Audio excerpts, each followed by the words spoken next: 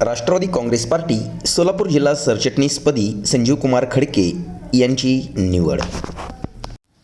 Rashtrawadi Congress party Solapur जिल्हा अध्यक्ष उमेश पाटील यांच्या हस्ते निवडीचे पत्र देण्यात आले.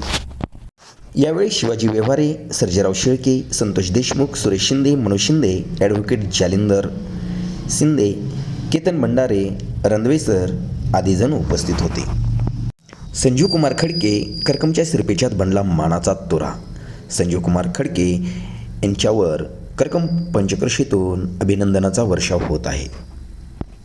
कॅमेरामनसह सोलापूर जिल्हा प्रतिनिधी MK न्यूज करकम.